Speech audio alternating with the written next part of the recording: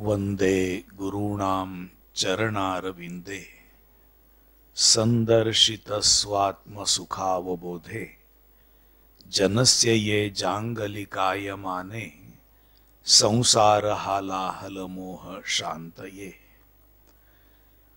पुंडलीकवरदे हरि विठ्ठल श्री ज्ञानदेव तुकाराम श्री ज्ञानेश्वर महाराज की जय। परमहंस सद्गुरु स्वामी स्वरूपानंद महाराज की जय। परमहंस सद्गुरु स्वामी माधवनाथ महाराज की जय। सब संतन की जय। जय जय रघुवीर समर्थ।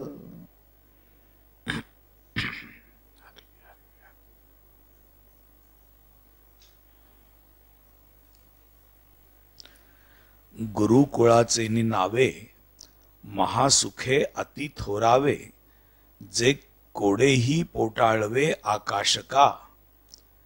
पै गुरुकुळी ऐसी आवडी जया देखसी, जाण ज्ञान तयापासी पायी की करी। इथपर्यंत आपलं आलेलं होतं।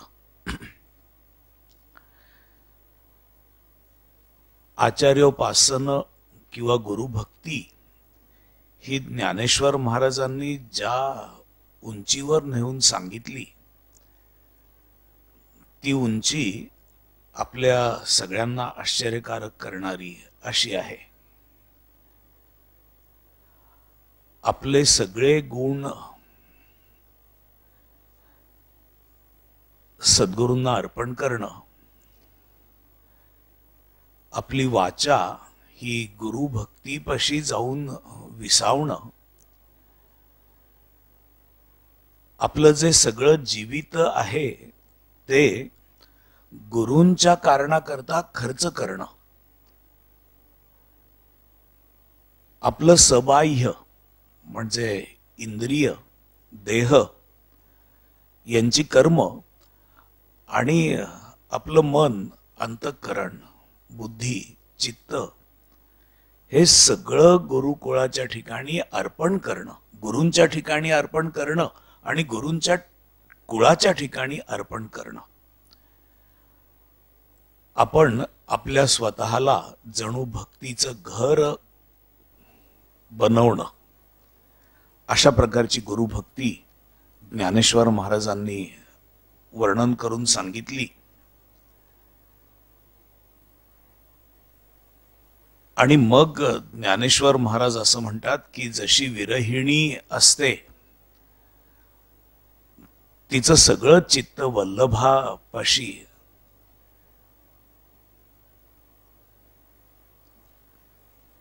त्याच्या घरात गुंतलेलं असतं, त्याच्या जवळ गुंतलेलं असतं।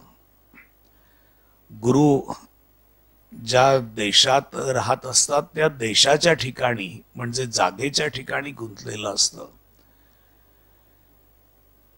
ती गुरूंच्या घरावरून येणाऱ्या वाऱ्याशी देखील संवाद करते विरहिणी। तसा हा गुरुभक्त गुरूंच्या घरावरून आलेल्या वाऱ्याशीही संवाद करतो। तो म्हणतो की चला जरा माझ्या घरी प्रवेश करा। त्या वाऱ्याला आडवा जातो।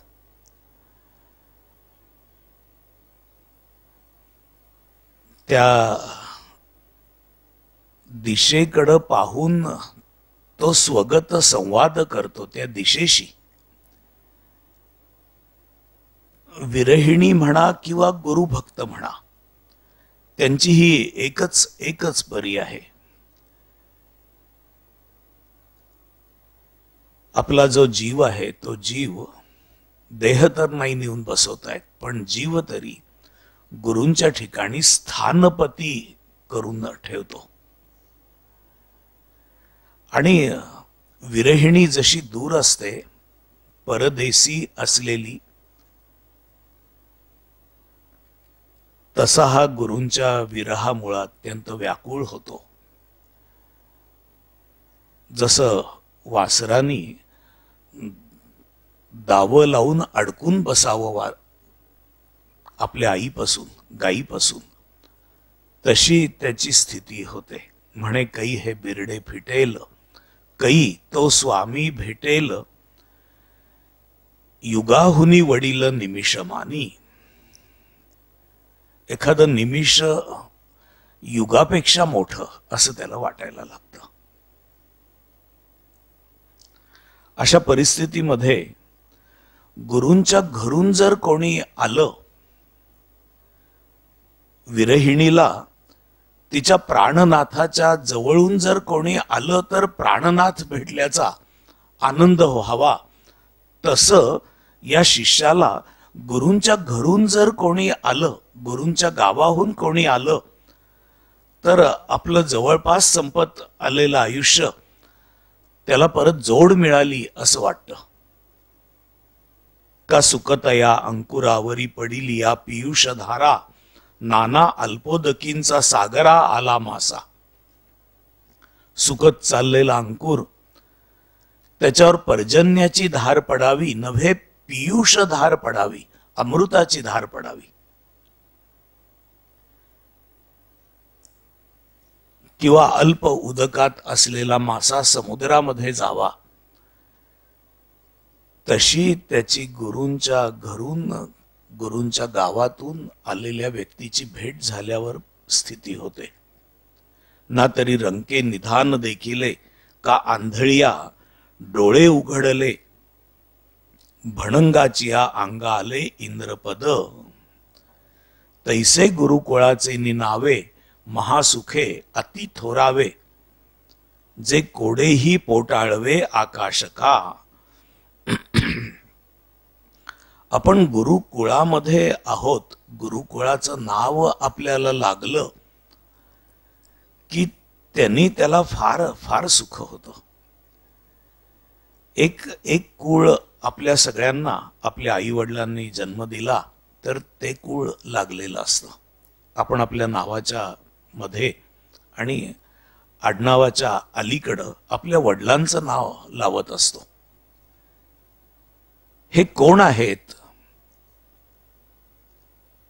कोणत्या आड नावाचे आहेत, ज्यांनी नाव धारण केले ते, आणि यांना जन्म कोणी दिलेला आहे हे समजावं एका नावामध्ये. म्हणून आपल्या कुळाचं तो प्रतिनिधित्व करत असतो शेवटच्या नावानी, आड नावानी, आणि मधल्या नावानी तो वडिलांचं प्रतिनिधित्व करत असतो. तसं गुरुकुळ आहे. नाथ संप्रदायाचं तो प्रतिनिधित्व करतो. आणि गुरूंच्या नावानी अगदी सर्वात अलीकडं त्या संप्रदायामध्ये असणारे गुरु, त्या गुरूंचं तो प्रतिनिधित्व करतो. आपल्या स्थूळ नावांच्या आणि कुळाच्या माग, त्याच्याही पलीकडे जाऊन जर गुरुकुळामध्ये आपला प्रवेश झाला तर तो अधिक व्यापक भूमिकेमध्ये गेला पाहिजे. स्वरूपानंदांना जेव्हा अनुग्रह झाला तेव्हा एवढ्या मोठ्या परंपरेचे आपण पायीक झालो अशी भावना 19 वर्षांचे होते. त्यांच्या मनामध्ये अशी पवित्र भावना वास करून राहिली की केवढ्या मोठ्या कुळामध्ये आता आपण समाविष्ट झालो.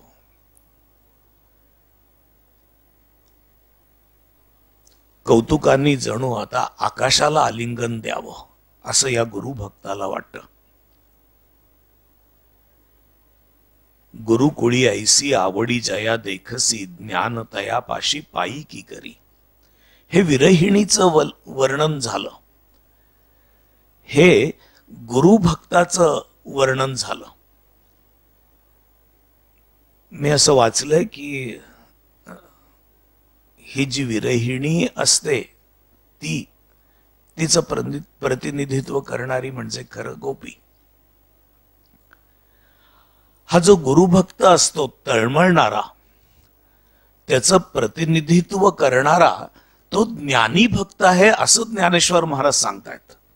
म्हणजे तळमळीत त्याचं आयुष्य जायला पाहिजे आणि तो सतत तळमळत तळमळत राहायला पाहिजे आणि तळमळ हेच त्याच्या ज्ञानाचं लक्षण असलं पाहिजे असं ज्ञानेश्वर महाराज सांगत नाहीयेत.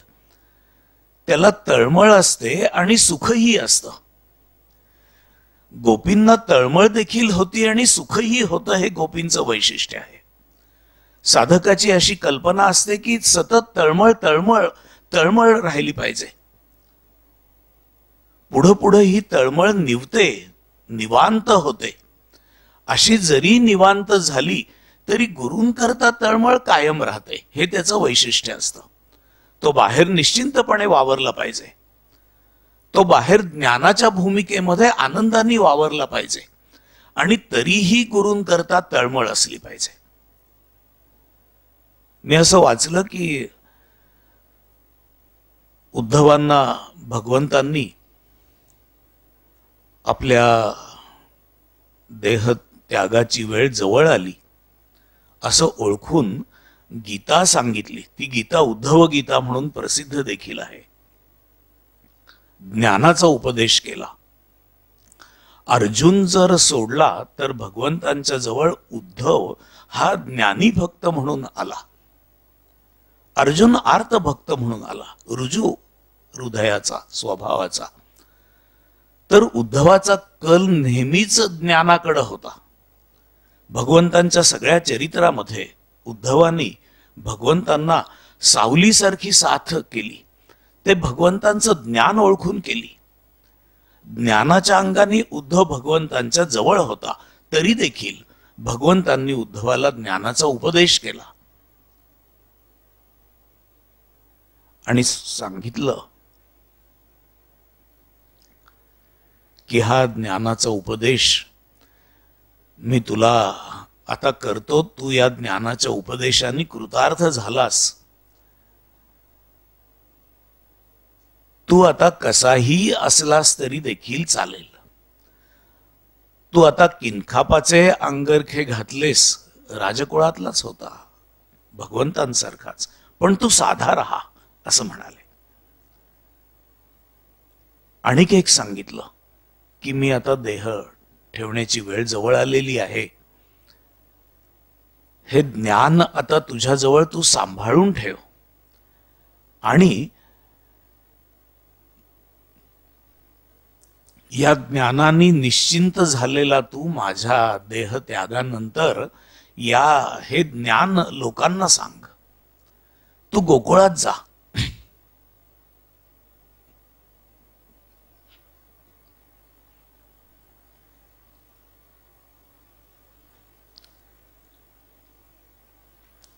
गोकुळात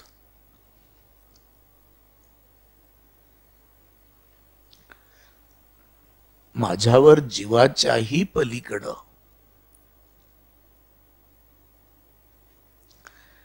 प्रेम करणाऱ्या गोपी, त्यांना माझ्या देहत्यागाची बातमी तू सांग. तू त्यांचं शांतवन कर. आणि भगवंतांनी देह ठेवल्यानंतर उद्धव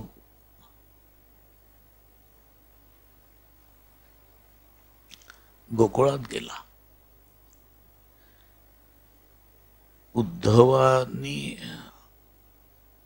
उद्धवाच्या अवतीभवती सगळ्या गोपी मोठ्या प्रेमाने जमा झाल्या. त्या श्रीकृष्णाबद्दल विचारू लागल्या. तेव्हा उद्धव गोपींना सांगायला लागला की श्रीकृष्ण नाही असं ठिकाण नाही.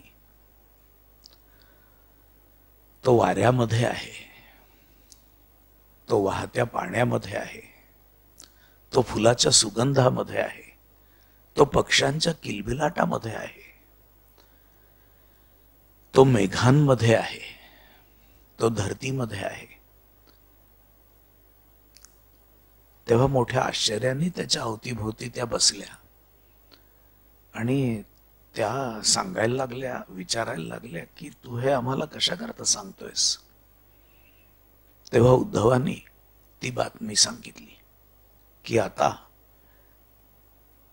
श्रीकृष्ण देह ठेवून एका देहाचे राहिले नाहीत, ते व्यापक झाले, हे तुम्हाला सांगण्यासाठी म्हणून मी आलोय. श्रीकृष्णांनी देह ठेवला, आता श्रीकृष्ण नाहीत. पण तुम्ही चिंता करू नका, श्रीकृष्ण चराचरामध्ये भरून राहिलेले आहेत. असं म्हटल्यावर त्या गोपी हसायला लागल्या. त्या म्हणाल्या की आम्हाला दुरावा देऊन त्यांनी आम्हाला फसवलं. त्यांनी गीता सांगून अर्जुनाला फसवलं. त्यांनी यशोदा आणि नंदाला मथुरेत जाऊन फसवलं आणि देवकी आणि वसुदेवाला आपल्या जवळ ठेवून फसवलं आणि तुला ज्ञान देऊन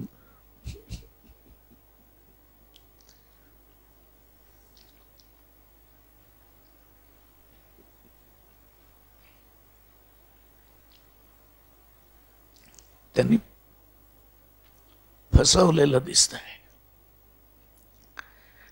त्याचा हा खोडकर स्वभाव अजून गेलेला दिसत नाहीये. श्रीकृष्ण कुठं गेलाय? तो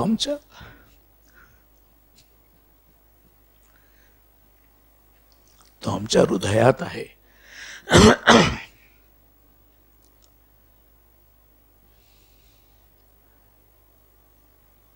आम्ही त्याला आत ठेवलेला आहे आणि आम्हाला फसवून तो गेला इथून, पण आमच्या आत राहून तो मथुरेत गेला आणि त्याला आम्ही हवं तेव्हा बाहेर काढतो.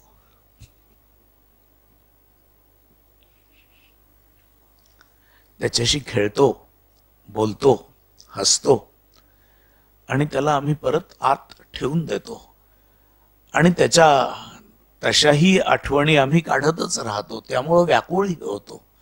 पण तो आमच्या आत असल्यामुळं आम्ही मुळातच सुखी आहोत, मुळातच समाधानी आहोत. तुला ज्ञान देऊन त्यांनी फसवलं असं त्या म्हणाल्या. उद्धवाला गोपींची ही स्थिती पाहून समजेनासं झालं की ज्ञानी कोण, या गोपी ज्ञानी की आपण ज्ञानी. श्रीकृष्ण म्हणाले की तुला आता ज्ञानाचा उपदेश केलेला आहे, पण ज्ञान ज्याला झालेलं आहे तशा व्यक्ती दाखवण्यासाठी श्रीकृष्णांनी आपल्याला बहुतेक गोकुळात पाठवलं. खरंच गोपी म्हणतात तसं, ज्ञान देऊन त्यांनी मला फसवलं, पण या गोपींच्या दर्शनाने मी ज्ञानी झालो असा उद्धवाच्या ठिकाणी भाव निर्माण झाला.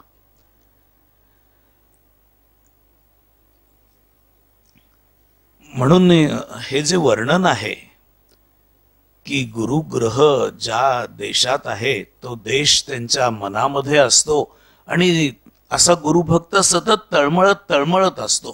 तो तृप्त देखील असतो आणि तळमळत देखील असतो.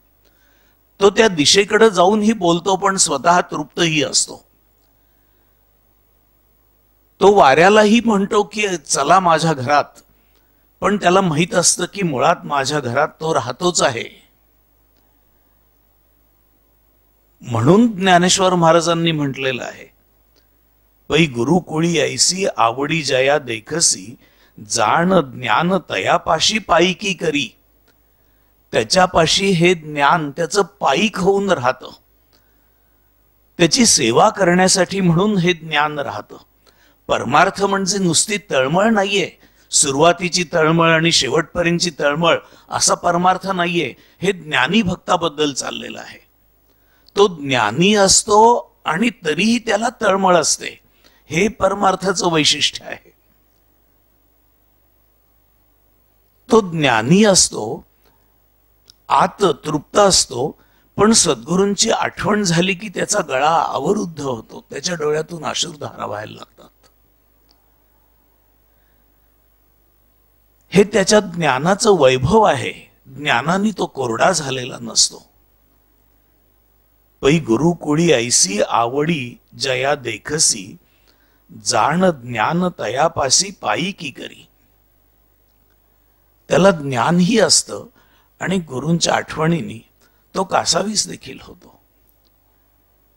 तो मज आठवितो गुरु राया,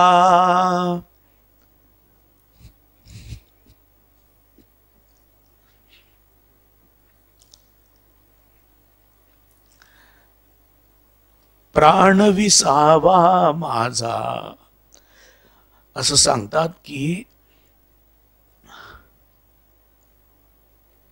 उमदेकर महाराजांनी देह ठेवल्यानंतर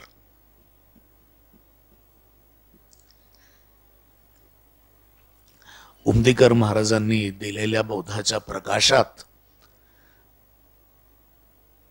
गुरुदेव रानडे शांत होते, तृप्त होते. त्यांच्या पाशी गेलेली व्यक्ती शांत तृप्त अशी होत असे. ते बोध सांगत असत. गुरुदेव रानड्यांची श्रेष्ठता अशी सांगतात की अलाहाबाद युनिव्हर्सिटीमध्ये ते व्हाईस चान्सलर म्हणून काम करत असताना राष्ट्रपती डॉक्टर राधाकृष्णन त्यांना भेटायला आले. तेव्हा गुरुदेव नेमाला बसलेले होते. ते ध्यानाला नेम असं म्हणत असत. प्रोटोकॉल सोडून ते आलेले होते, त्यामुळे आधी कल्पना देता आली नाही. अचानक आले. त्यांना गुरुदेवांची आठवण झाली आणि भेटायला आले.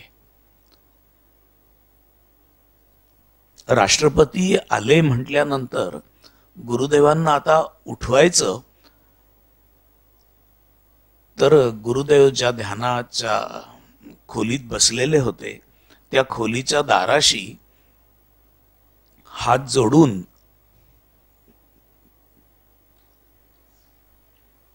डॉक्टर राधाकृष्णन ते ध्यानातून बाहेर येण्याची वाट पाहत उभे होते.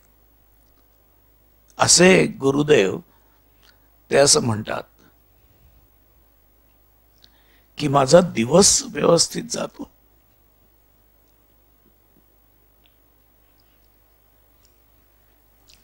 पण रात्री महाराजांच्या आठवणींनी माझ्या उशा भिजतात.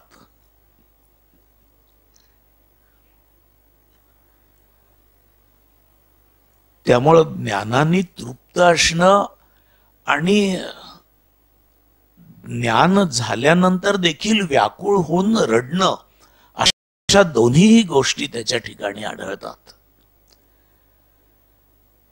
ज्ञानेश्वर महाराजांनी ही जी गुरुभक्तीची परी सांगितलेली आहे, प्रकार सांगितलेला आहे, तो अद्भुतच आहे. आता ज्ञानेश्वर महाराज अजून अंतरंग अशी गुरुभक्ती सांगण्यासाठी म्हणून प्रवृत्त होतात. ते म्हणतात, आणि आभ्यंतरी लियेकडे आणि आत अंतःकरणामध्ये प्रेमाचे नि पवाडे श्री गुरूंचे रूपडे उपासी ध्यानी.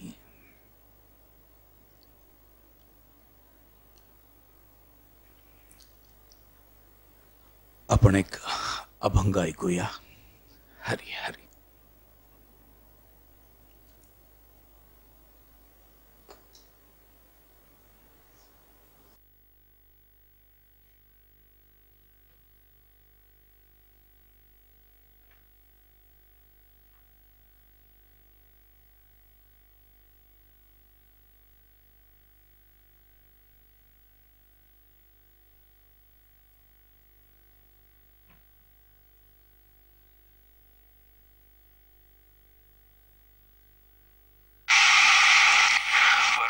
सद्गुरु स्वामी माधवनाथाय नमः. परमहंस सद्गुरु स्वामी मकरंदनाथाय नमः.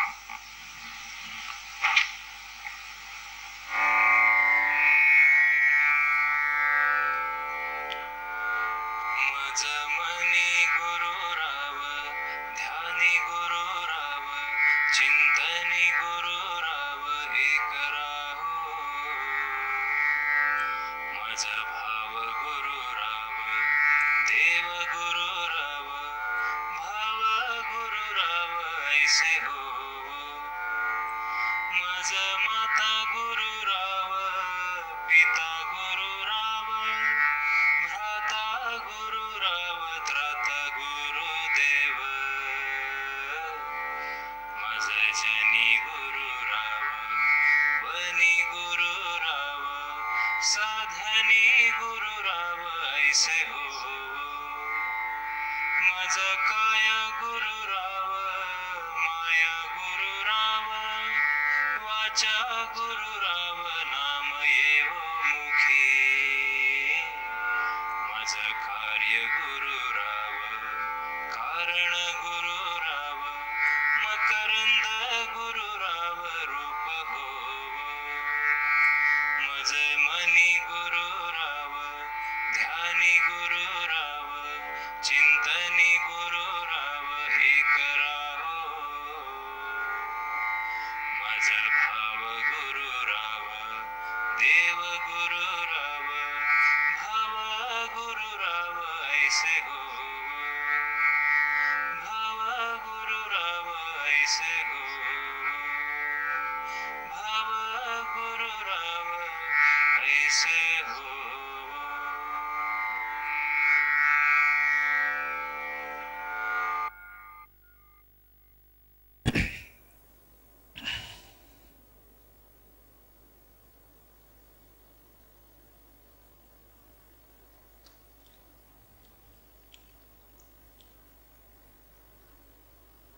आत अंतःकरणामध्ये मोठ्या प्रेमाने श्री गुरूंच्या रूपाचं हा गुरुभक्त ध्यान करतो. हे सगळं एकाच गुरुभक्ताचं वर्णन आहे. जो विरहाने तळमळणारा आहे, ज्ञानी भक्त विरहाने तळमळणारा, तो आत कशी गुरुभक्ती करतो हे सांगितलं. हे वेगवेगळे गुरुभक्त नाहीयेत. त्याच्या आत, त्याच्या अंतःकरणामध्ये मोठ्या प्रेमाने श्री गुरूंचं रूप, त्याचं तो ध्यान करतो असं म्हटलेलं आहे. मोठ्या प्रेमाने श्री गुरूंच्या रूपाचं ध्यान करतो. कधी कधी मला सत्संगात प्रश्नही आलेले आहेत की सद्गुरूंवरचं प्रेम वाढवण्यासाठी काय करावं. मला हा फार गद्य प्रश्न वाटतो.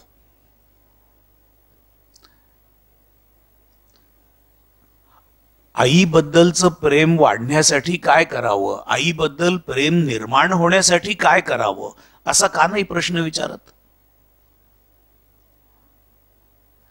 त्यावेळेला मी म्हणत नाही, प्रश्न विचारणाऱ्याला दुखवत नाही, पण प्रेम ही जी गोष्ट आहे जी अंतःकरणामध्ये निर्माण होते, ती आईच्या बद्दल असणारं प्रेम निर्माण कसं होतं असं का नाही विचारत.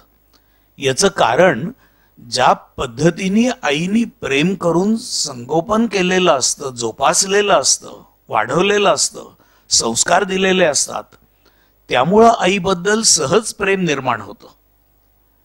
प्रेमाची गोष्ट अशी आहे की हृदयातून, अंतःकरणातून किंवा जीवातून किंवा प्राणांमधून एक अदृश्य स्नेहाचा धागा, प्रेमाचा धागा बाहेर पडतो आणि तो दुसऱ्याच्या हृदयात, जीवात, प्राणांमध्ये जातो. तेव्हा प्रेमाची भाषा समजते. आईनी तसं प्रेम केलेलं असतं. असं असल्यामुळं आई जे प्रेम करते त्या प्रेमाखातर आईवर कसं प्रेम करावं असा प्रश्न नाही निर्माण होऊ शकत. ते प्रेम मिळालेलं असतं. लेकुराचे हित जाणे माऊलीचे चित्त, ऐसी कळवळ्याची जाती करी लाभाविण प्रीती. लाभाखेरीज प्रेम करणारी एक आईच असते, बाकी कोणीही जगामध्ये नसतं. अजून एक खूप चांगलं नातं आहे, पवित्र चांगलं म्हणणारं असं नातं आहे. ते नातं म्हणजे पत्नीचं आणि पतीचं नातं. पण तरी देखील आईचं जे नातं आहे आपल्या अपत्याशी, त्याची तुलना कशाचीच होऊ शकत नाही.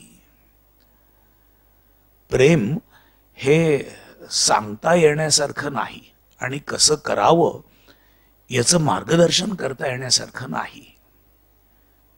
सद्गुरूंनी त्याकरता तरलं असायला लागतं. सद्गुरूंनी आपल्याला काय केलेलं आहे आपल्या बाबत हे जर समजलं तर सद्गुरूंवर प्रेम करा असं सांगायची वेळ येत नाही. ते प्रेम सहजच असतं. याचं कारण सद्गुरूंच्या योगाने जीवनाची दिशा निश्चित झालेली असते. सद्गुरूंच्या योगाने आनंदाची प्राप्ती झालेली असते. शांती समाधानापर्यंत पोचलेला असतो. समत्व बुद्धीला प्राप्त झालेला असतो. त्याच्याही पलीकडे जाऊन देहाच्या अंगाने देखील सद्गुरूंचं प्रेम समजतं. हे दिठी जयावरी झळके की हा पद्म करू माथा पारुखे तो जीवची परी तुके महेशेसी. नामदेव महाराज म्हणतात की काय उतराई होऊ कवण्या गुणे जन्मा नाही येणे ऐसे केले. हे जर समजलं, हे जर समजत असेल तर मग सद्गुरूंवर प्रेम कसं करायचं हा प्रश्न येणार नाही. पण हा प्रश्न इथं अप्रासंगिकच आहे. याचं कारण सद्गुरूंबद्दलची कृतज्ञताच नव्हे तर सद्गुरूंमुळे ज्ञान प्राप्ती ज्याला झालेली आहे त्याचं वर्णन चाललेलं आहे. आणि अभ्यंतरी लियेकडे प्रेमाचे नि पवाडे श्री गुरूंचे रूपडे उपासी ध्यानी. आत प्रेम जे भरून वाहत असतं, सामावत नसतं, ते सद्गुरूंबद्दलचं प्रेम सततच असतं. विनोबा एका ठिकाणी असं म्हणतात की कुठलाही आनंदाचा प्रसंग असेल किंवा कानावर आला तर पहिली आठवण देवाची व्हावी आणि आनंदही व्हावा. दुःखाचा प्रसंग आला, आई गेली अशी बातमी आली तर पहिली देवाची आठवण व्हावी आणि आई गेल्याबद्दल वाईट वाटावं. मुलगा फार उत्तम मार्कांनी पास झाला, देवाची आठवण व्हावी, भगवंताची आठवण व्हावी आणि मग मुलगा पास झाला त्याचं समाधानही व्हावं. पहिल्यांदा सद्गुरूंची आठवण व्हावी आणि मग दुःख व्हावं. आपण मनुष्य आहोत. पहिल्यांदा सद्गुरूंची आठवण व्हावी, आनंद व्हावा घडलेल्या घटनेनी. आपण मनुष्य मात्र आहोत. पण पहिली आठवण ही सद्गुरूंची असावी.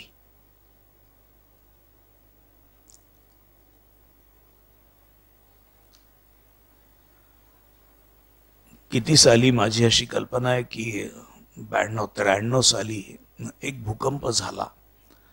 तो पुण्यातही जाणवला.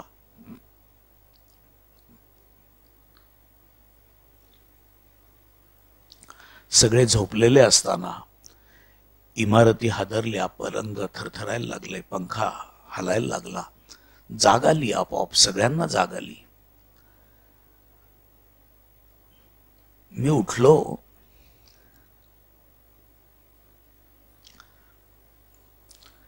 भूकंप आहे असं लक्षात आलं. लहान मुलं देखील जागी झाली.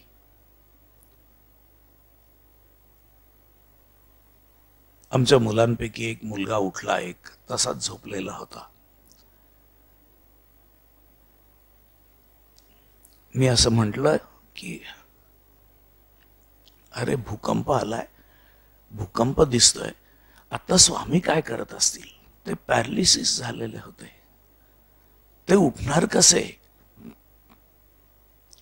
पहिली आठवण सद्गुरूंची यावी आणि मग झोपलेला मुलगा आहे त्यालाही बाहेर न्यावं हे आठवावं.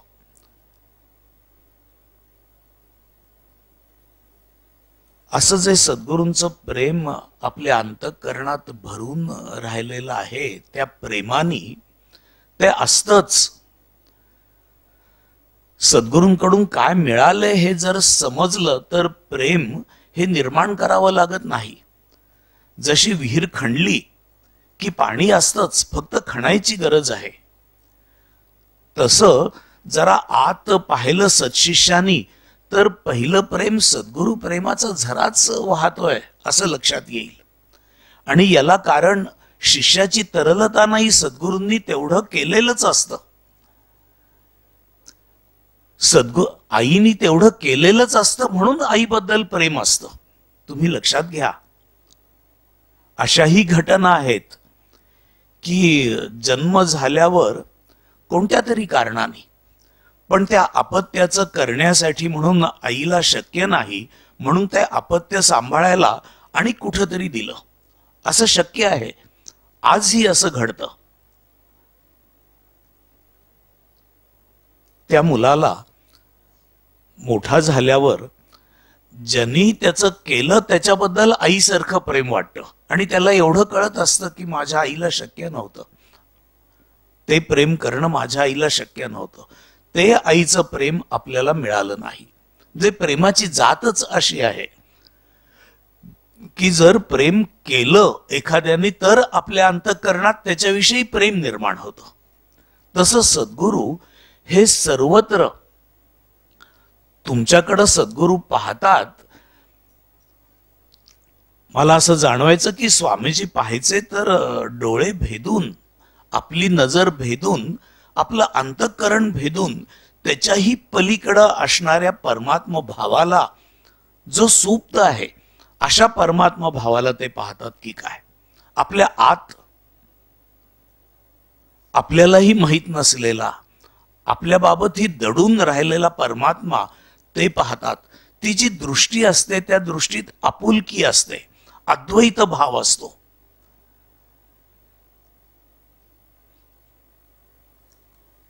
आणि तो भाव शिष्याला आपोआप समजतो. ते प्रेम करायला बांधील असतात, अगतिक असतात. याचं कारण त्यांनी जी दृष्टी मिळवलेली असते त्या दृष्टीने ते कोणाबाबत दुरावा ठेवूच शकत नाहीत. अद्वैत भावाने ते कोणाकडेही पाहतात, त्यामुळं ते सहजच प्रेम करतात. आई देखील अद्वैत भावाने मुलाकडे पाहते. आपल्या पोटचा गोळा आहे, 80 वर्षांची झाली तरी म्हणते की माझ्या पोटचा गोळा आहे. परवा माझी आई मला म्हणाली, पाऊस पडत होता, की अरे शर्ट घाल, बाहेर किती गार आहे.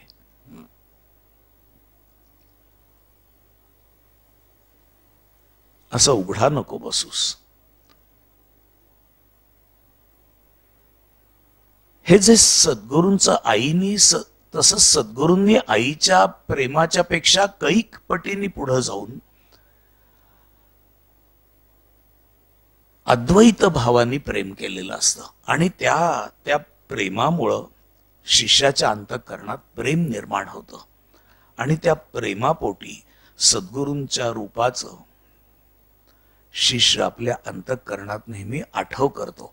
आता ही गोष्ट नाहीये की सद्गुरू दूर आहेत की जवळ आहेत. आता विरहिणी सारखी गोष्ट आहे की नाही हे नाही चाललेलं. तसंही तुम्ही सद्गुरूंच्या गावात जरी राहत असाल तरी सद्गुरू तुम्हाला दूर आहेत. सद्गुरूंच्या घरात तुम्ही राहत असाल तरी सद्गुरू दूर आहेत. तुमच्या अंतःकरण वृत्तीवरच ते अवलंबून आहे. कधी कधी जो दूर असतो तो जवळ असतो, जो जवळ असतो तो दूर असतो. ज्याला वेध लागलेले आहेत तो जवळ असतो. आणि अभ्यंतरी लियेकडे प्रेमाचे नि पवाडे श्री गुरूंचे रूपडे उपासी ध्यानी तो गुरूंच्या रूपाचं ध्यान करत असतो. कसं गुरूंनी प्रेम केलं आठवत असतो. त्याला कायम आठवतो सद्गुरूंच्या पहिल्या भेटीचा प्रसंग आठवतो. त्याला कायम आठवतो सद्गुरूंनी अनुग्रह दिला तो प्रसंग आठवतो. सद्गुरूंचा डोक्यावरून फिरणारा हात त्याचा स्पर्श, सद्गुरूंचा पाठीवरून फिरलेला हात त्याचा स्पर्श त्याला आठवतो. त्यांचं बोलणं आठवतं, त्यांची दृष्टी आठवते, त्यांचं असणं आठवतं. त्यांच्या सानिध्यात मूकपणे जरी बसलेला असेल तरी देखील ते सानिध्य आठवतं. एक प्रकारे तो भारलेला असतो आणि तो सद्गुरूंना आठवत असतो. सद्गुरूंच्या अशा प्रकारच्या आठव करण्यामध्ये फार मोठा आनंद असतो. तसं म्हटलं तर प्रत्येक व्यक्ती ही प्रतिभेनी काव्याच्या जवळ जाऊ शकते, तरलतेनी काव्याच्या जवळ जाऊ शकते. काव्य याचा अर्थ काही गोष्टी ठराविक वृत्तामध्ये लिहाव्यात, मात्रा सांभाळून लिहाव्यात, याला काव्य नाही म्हणत. काव्य म्हणतात अंतःकरणात दाटलेल्या उमाळ्याला, त्याला काव्य असं म्हणतात. कोणाच्या बाबत ते शब्द रूपाने बाहेर पडेल, कोणाच्या बाबत पडणार नाही, पण ते प्रेम जर आठवत असेल तर त्या प्रेमात मोठं काव्य आहे. सद्गुरूंचं प्रेम असं आठवावं. मी भुगावला राहायला जात असे आदल्या दिवशी शुक्रवारी. अलीकडे सकाळी जातो. सकाळी तिथं उठल्यानंतर खोलीमध्ये असणारे 3-4 जण प्रत्येकाचं स्नान व्हायचं. माझं स्नान झाल्यावर थोड्या वेळ मी डोळे मिटून बसायचो. त्या महिन्यातून एकदा तरी तिथं वर जाण्याची वेळ अजून झालेली नसायची. एक 10-15 मिनिटं 20 मिनिटं मिळाली तर नुसता डोळे मिटून बसलेला असायचो आणि ते सगळे प्रसंग पुनरुज्जीवित करायचो.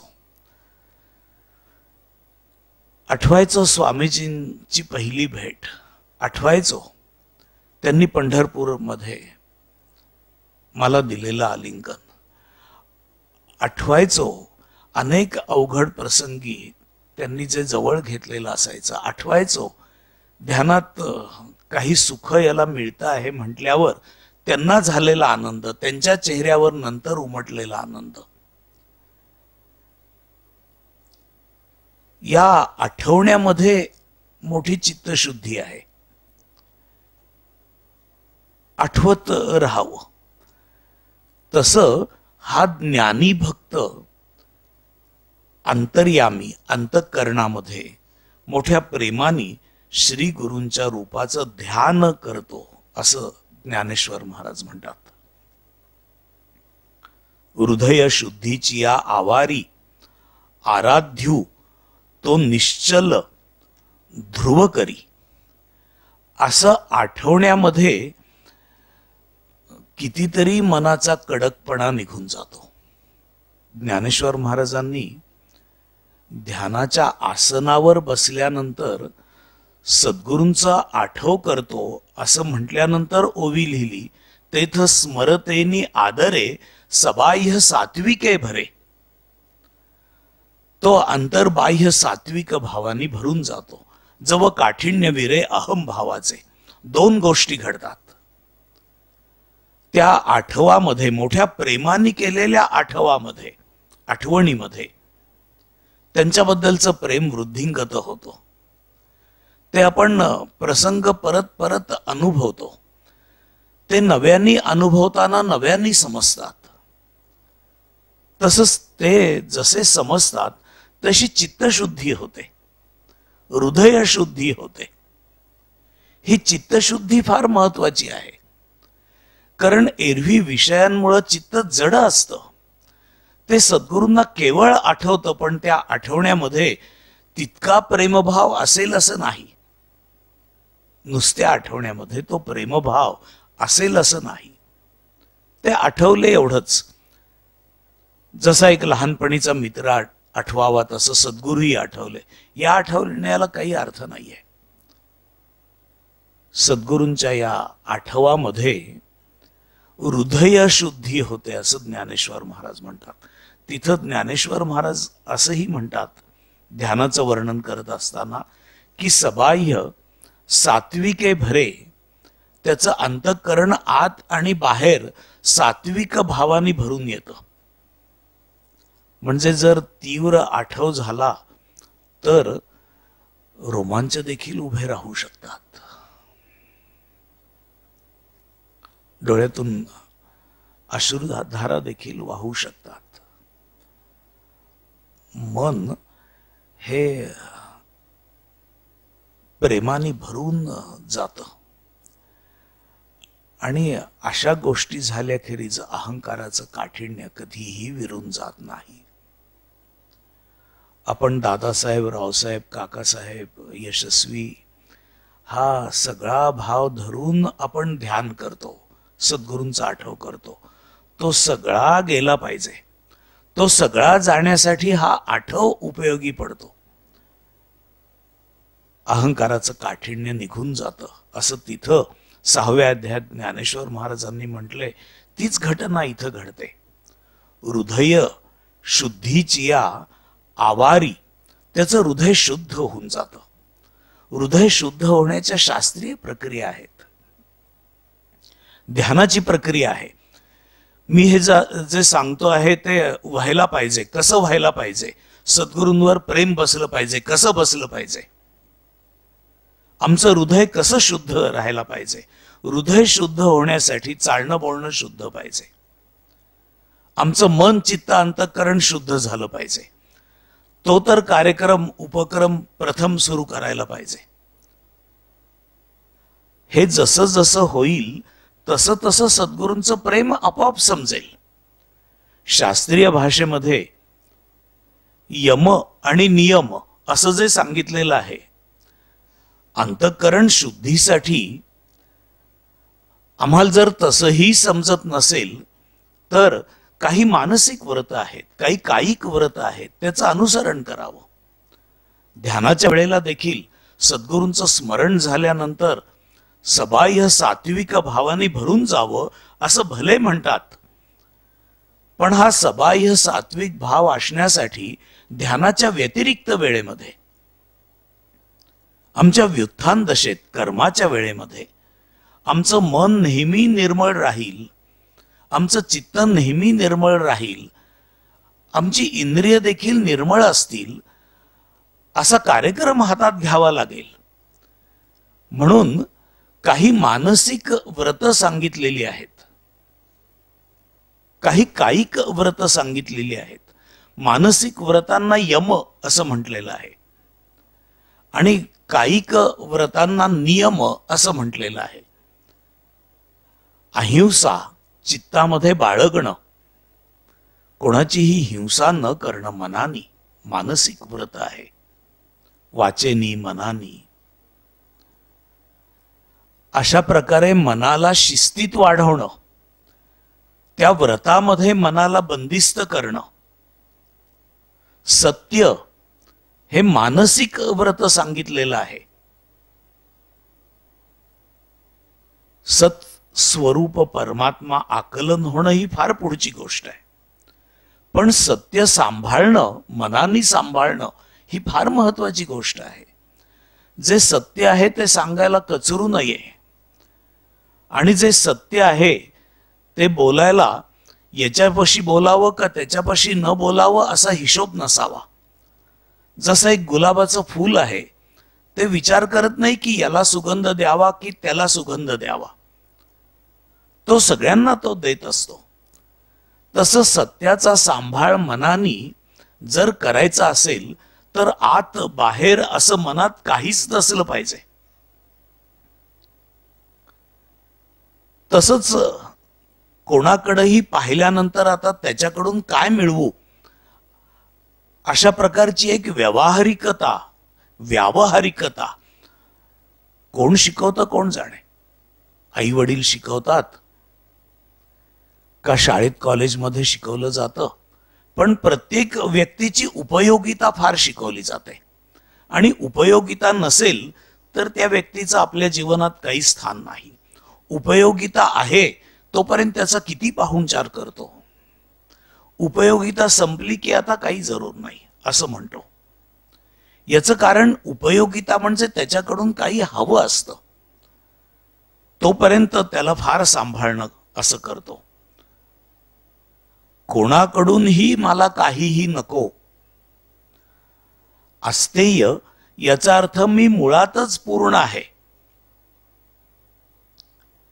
मी मुळातच समाधानी आहे. या भावानी कोणाच्याही व्यक्तीची उपयोगिता, बाह्य उपयोगिता याचा शोधच न घेणं.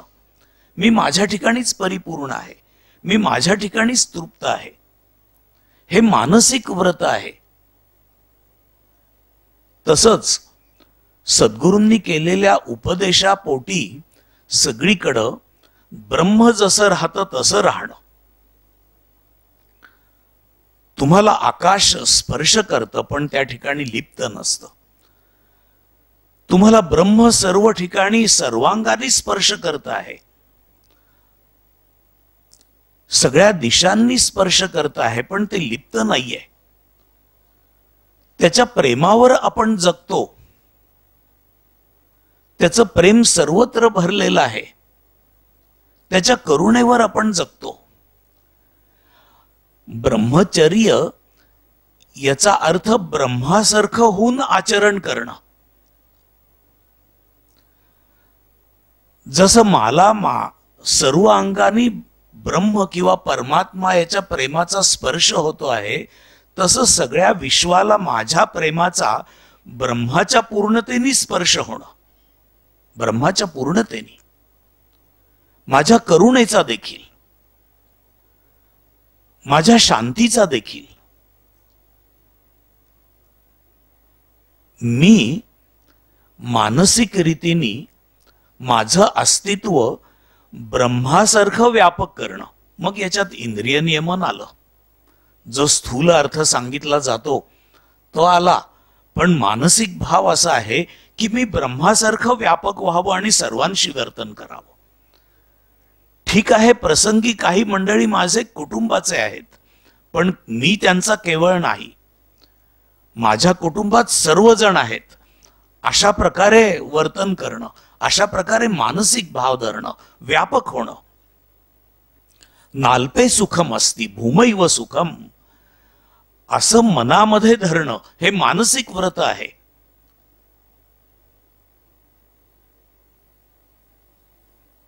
आणि प्रत्यक्षतः कोणाकडूनही काहीही घेत असताना देखील परिग्रह अपरिग्रही सापडणं फार कठीण. आपल्याला घेण्याची वेळ येतेच. प्रत्येकाची सेवा घ्यायला लागते. एवढंच नव्हे तर मानवी जीवन हे सेवा घेण्यावरच जगतं. आपण सर्वांची सेवा घेत असतो. अगदी आपल्या तोटीला नळ फिरवल्यावर पाणी येतं तर ते काही आपोआप येत नाही, त्याच्याकरता कोणीतरी झटलेला असतो, त्याची सेवा आपण घेत असतो. आपण जातो ते रस्ते स्वच्छ असतात, कोणीतरी पहाटे उठून ते स्वच्छ करत असतं. आपण या सर्व कृतींकडं मोठ्या प्रेमादराने पाहायला पाहिजे. हे मानसिक व्रत आहे.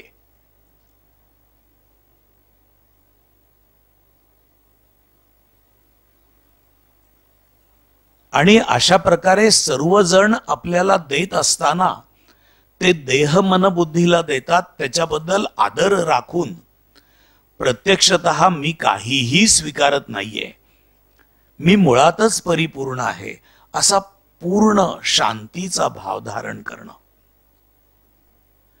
ही जी मानसिक व्रत आहेत, या मानसिक वृत्तीमुळं विचार नक्की होतात. जे परमार्थाच्या आसपास राहायला पाहिजेत ते विचार असे केवळ आपोआप तुमच्या ठिकाणी शिरत नाहीत. त्यासाठी पद्धतशीर प्रयत्न कसा करायचा हे जे सांगितलेलं आहे त्याचा अवलंब केल्यामुळे हा हृदय शुद्धी मिळवतो. जे मानसिक व्रत आहेत त्याचं आचरण आणि शौच, संतोष, तप, स्वाध्याय, ईश्वर प्रणिधान ही कायिक व्रत आहेत. असं सगळं असताना मनाने समाधानी राहण्याचा प्रसंग अनुभवत असताना देह मात्र समाधानी नसेल असे प्रसंग घडतात. कधी असुविधा असते, आपण बसतो ती खुर्ची नीट नसते, कधी आपली चप्पल नीट नसते, कधी आपली गाडी नादुरुस्त होते, कधी आपला फोन बिघडतो. असुविधा अनेक प्रसंगांनी निर्माण होते. अशा सर्व वेळेला आपण इंद्रियांना कसाही अनुभव आला तरी आपला संतोष न सोडणं हे कायिक व्रत आहे. थोडीशी खुर्ची नीट नाहीये तर आत एवढा अस्वस्थ नको होऊस की आता खुर्ची म्हणजे आता यांना त्रासच होऊ नये अशी खुर्ची बनवा. घे अनुभव. देहे दुःख ते सुख मानित जावे. परमार्थ करणारा देखील बऱ्याच वेळेला बेसावधच असतो. तो खूप सुखाच्या मागे लागलेला असतो. काय काय फॅसिलिटीज दिल्यात आणि काय काय कम्फर्ट्स दिलेत, ही गाडी कशी आहे, केवढ्या कम्फर्ट्सची आहे, गाडी न चालवणाऱ्याकडेही पहा, तोही कम्फर्ट्स मध्ये आहे हे लक्षात घे. जे देहाचे कम्फर्ट्स आहेत किंवा कधी कम्फर्ट्स नसतात पण नेहमीच तू संतोषी राहायला शिक. शौच, संतोष, तसं देह हे शौच ठेवण्याचं साधन आहे. देह शुद्ध असावा. म्हणजे समर्थांनी तर फार प्राथमिक, म्हणजे डोळ्याला चिपडं नसावीत, कान साफ असावेत, दात रोज घासावेत, इथपासून शौच सांगितलेलं आहे. पण देह शुद्ध ठेवणं स्वतःच देह आहे ना. नख,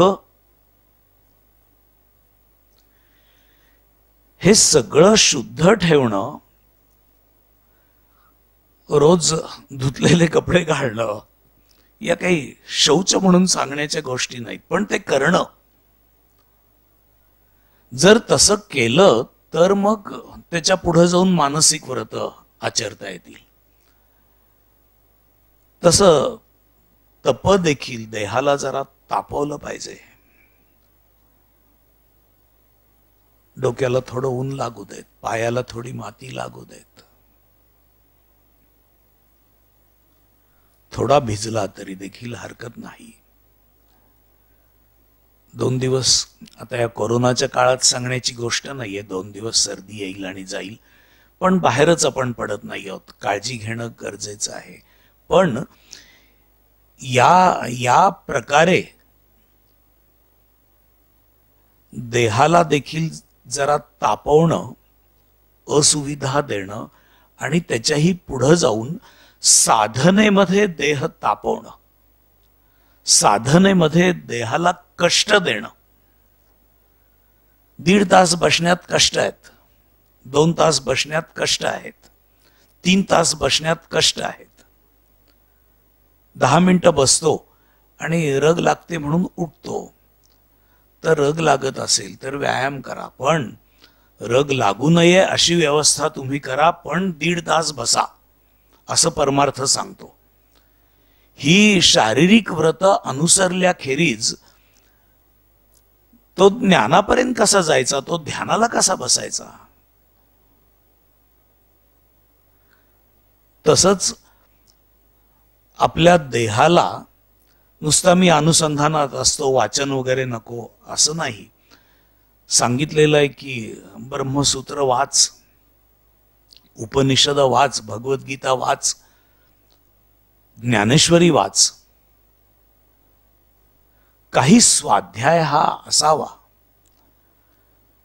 डोळे, कान स्वाध्यायात लावावेत, श्रवणाला जा. स्वामीजी म्हणायचे की तुम्ही ज्ञानेश्वरी प्रवचनाला येत नाही. नाही, ती तुमच्या ज्ञानेश्वरीची वेळ फार उशिरा असते हो. तेव्हा 9:30 असायची, 9:30 ते 10:15. मग तुम्ही झोपता कधी? नाही, तसे आम्ही 11 वाजता झोपतो. मग मग ज्ञानेश्वरी ऐकायला का नाही येत? कारण देहाला बळजबरी करून घेऊन जायला लागतं. मध्ये ट्रॅफिक असेल,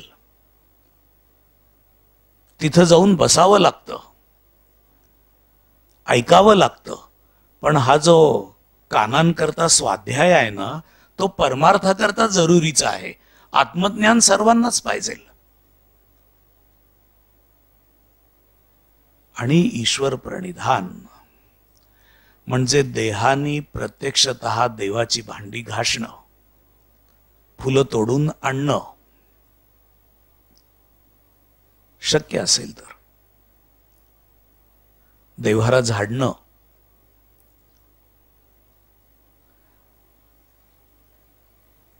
भक्तीला लागणं आणि देहाकडून भक्ती करून घेणं. सदा देवकाजी झिजे देह ज्याचा, झिजे म्हटलेलं आहे. सदा राम नामे वदे नित्य वाचा, स्वधर्मेची चाले सदा उत्तमाचा. म्हणून या आचारामध्ये स्वधर्म देखील आला. यम आणि नियम याचं जर पालन नसेल तर नुसत्या ध्यानाने होत नाही.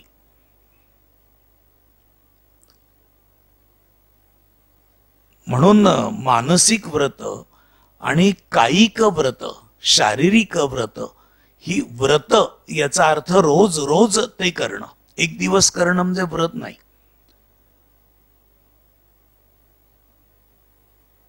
मला एक जण म्हणाला की मी चला आपण जरा तपश्चर्येला बसू. माझा लहानपणीचा मित्र, आम्ही बरोबर. मी म्हणलं म्हणजे काय रे? तो म्हणला म्हणजे रोज तू बसतोस ना तसं ध्यानाला बसू. त्याला तपश्चर्या म्हणत नाहीत. ध्यानाला बसणं याला तपश्चर्या म्हणत नाहीत.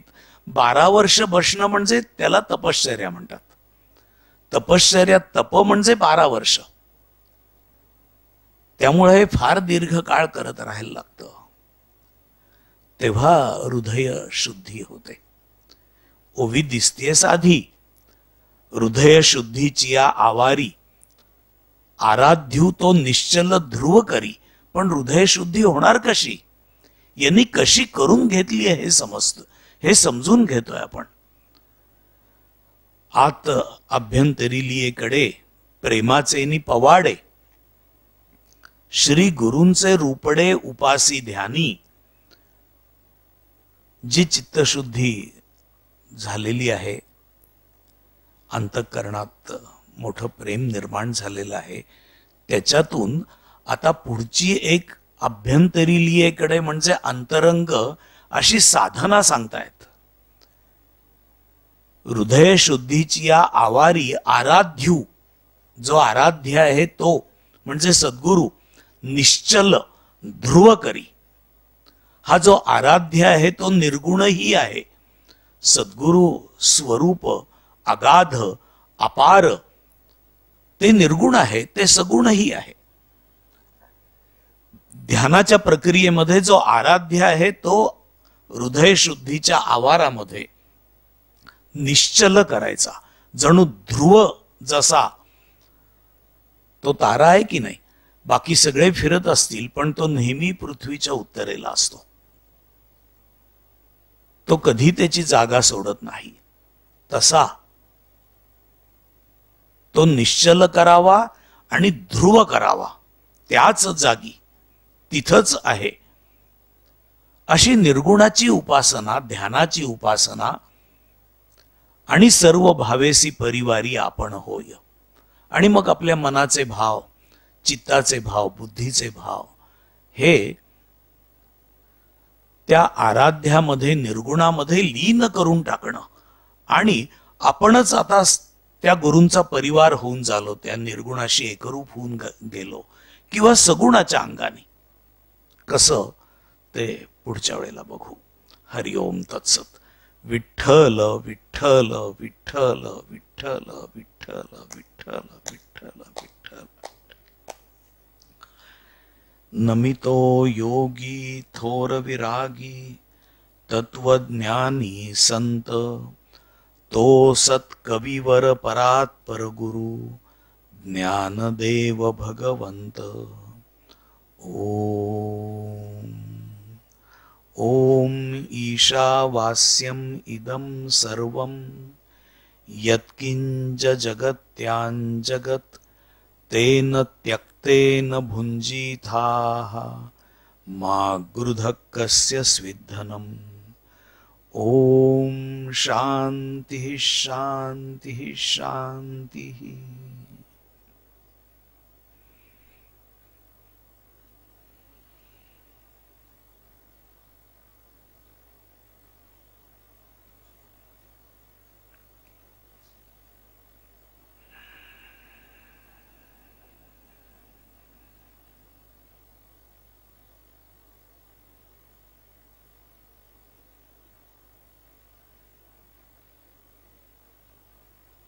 हरी हरी हरी हरी हरी हरी. ज्ञानोबा माऊली प्रभू स्वामीजी स्वामीजी.